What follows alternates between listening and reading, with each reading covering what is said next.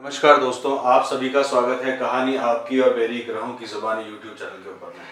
इसमें आज जो हम लोग बात करेंगे, मीन लगने के लिए बात करेंगे। 16 मई से 22 मई तक आप कैसे प्लान कर सकते हैं। लग्नेश गुरु हैं, 12वें घर में हैं, धनिष्ठा नक्षत्र में। जो आप एफर्ट्स डाल रहे थे घर और परिवार को करने के लिए, वो आपके एफर्ट्स कंटिन्यू रहेंगे। 6 डिग्री से 6.43 डिग्री तक रहेगा। उसके बाद में शतविषा नक्षत्र यानी कि राहु के नक्षत्र में, यानी कि हील करने के बारे में आपको सोचना होगा। मतलब शतविषा का अर्थ ही यही हुआ कि 100 जो हील करने वाले हुए, 100 ऑफ डॉक्टर्स हील करते हुए देवताओं के लिए शतविषा नक्षत्र बना था। राहु का नक्षत्र है क्योंकि किसी को ठीक करना हो तो उसके लिए एक लिमिट से आगे जाना पड़ता है। तो वहाँ आप देखेंगे गुरु जो है आपके आगे बढ़ते हुए आपको मिलेंगे। मंगल जो थे 4th हाउस में थे, तो चिंता आपकी जरूर बनी भी रही होगी। 4th हाउस में मंगल जो होते हैं इतना अच्छा रिजल्ट नहीं आते। घर के अंदर में सेनापति का ज़्यादा काम नहीं है। आपकी राशि में बुध की राशि में बैठे हुए हैं, और बुध जो होते हैं वो मीन राशि के अंदर में डेबिलिटेड होते हैं, मतलब कीचड़ से लदे हुए, क्योंकि जलीय राशि है आपकी। और उसमें बुध जैसा अर्थली प्लेनेट यानी कि पृथ्वी तत्व वाला वहाँ रहने से नुकसान होता है। वो आपके छोटे भाई बहनों के यहाँ पे गया हुआ है। बुध जो है पड़ोस में है आपके, तो पड़ोस की तरफ से आपको देखना होगा। बुध जो है वो रोहिणी नक्षत्र में है, चंद्रमा के नक्षत्र में है, वहाँ ध्यान देना होगा। राहु आपके हालांकि उच्च स्थान में है, सूर्य उच्च स्थान में है, तो उच्च स्थान के अंदर में पाप ग्रह अच्छा रिजल्ट देते हैं। तो राहु वहाँ पे है, सूर्य भी वहाँ पे है, तो सूर्य जो है वहाँ पे आपको कृतिका नक्षत्र में है, मतलब बच्चों की केयर करने का जरूरत पड़ेगा। जहाँ जॉब करते हैं वहाँ आपको फैसिलिटी मिलेगी, वहाँ पे आपको आपकी जो केयर होगी या छोटी ट्रैवलिंग वगैरह से आपको फायदा मिलेगा, वहाँ आपके प्रति लोग ध्यान देंगे। शनि जो है श्रवण नक्षत्र में है, चंद्रमा के नक्षत्र में है, सुन के आप फायदा उठा सकेंगे। अब शनि वहाँ पे बैठे हुए हैं। चंद्रमा जो है अगर आप देखते हैं तो 16 तारीख को आद्रा नक्षत्र में रहेंगे। परिवार के अंदर में आपको देखेंगे थोड़ी चिंता आपको रहेगी। हो सकता है कि परिवार में आपको अनसेटिस्फेक्शन भी हो, महाभारत भी हो सकती है। उसके बाद में 17 तारीख को आप कुछ ठीक करते हुए जाएंगे, पंचमी तिथि रहेगी, चीज़ों को सुधारते हुए जाएंगे, गुरु के नक्षत्र में जाएंगे। खर्चा हो सकता है, अर्थ का नुकसान हो सकता है, ओवरऑल वो आपको देखने को मिलेगा। कर्क राशि के अंदर में चंद्रमा जाएंगे 18 तारीख को पुष्य नक्षत्र में।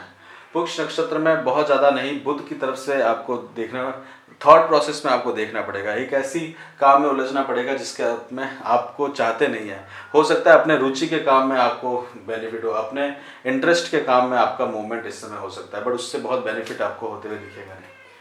उसी में आप इन्वॉल्व होते हुए अश्लेषा नक्षत्र में जाएंगे 19 तारीख को कर्क राशि में। उसके बाद मघा नक्षत्र में जाएंगे चंद्रमा 20 तारीख को अष्टम में अर्थ के कारण, तो वहाँ पे जॉब से रिलेटेड आपको कुछ अच्छे रिजल्ट्स मिल सकते हैं। मतलब आपका समय अच्छा चलेगा उस समय, क्योंकि उच्च स्थान में सूर्य बैठे हैं, शुक्र भी अपने वहाँ पे है। शुक्र जो है रोहिणी के नक्षत्र में, चंद्रमा के नक्षत्र में, हेल्थ का ध्यान देने की उस समय जरूरत आपको पड़ेगी विशेष करके।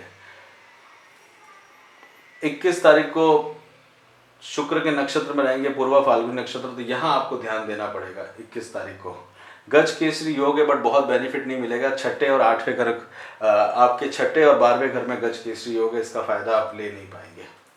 उत्तरा फाल्गुनी के अंदर में 22 तारीख को जाएंगे दशमी में सूर्य, वहाँ पे आप थोड़ा सा अपने आप को इन्वॉल्व करते देखेंगे। आपका लिवलीहुड के लिए, आपके पार्टनरशिप के लिए, आपके स्पाउस के लिए आपका इस समय काम बनते हुए आप अपने आप को देखेंगे।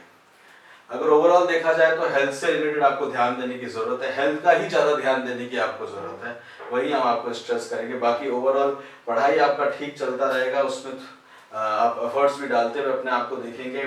घर खरीदने का भी कोई ज़्यादा समय अच्छा नहीं है, हालांकि गुरु की दृष्टि है। घर खरीदने ज़्यादा बेचने पे आपको बेनिफिट हो सकता है। शनि जो बैठे हुए हैं वो भी रोहिणी नक्षत्र में बैठे हुए हैं, तो वो आपको ज़्यादा उस समय देखने का जरूरत नहीं है। लाभ में कमी आ सकती है।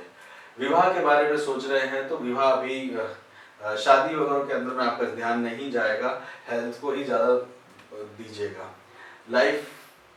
मैरिज लाइफ के बारे में सोच रहे हैं, वो नॉर्मल आपका चलता रहेगा। बुध जो है वो आपके तीसरे स्थान पे है, तो वहाँ पे आपको हो सकता है कि इन लॉज की तरफ से आपकी बातचीत वगैरह में आपको कुछ बहस हो सकती है।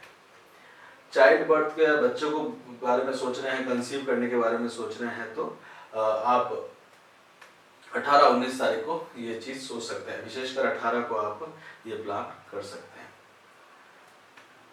जॉब के बारे में अगर आप देख रहे हैं तो जॉब जो है वो ओवरऑल आपका ठीक चलता रहेगा, उसमें कोई परेशानी नहीं, अच्छा चांस भी कोई मिल सकता है आपको। बिजनेस के अंदर में आप देखेंगे तो नुकसान होगा, क्योंकि लग्नेश गुरु के धन के कारक हैं, वो 12वें स्थान पे आए।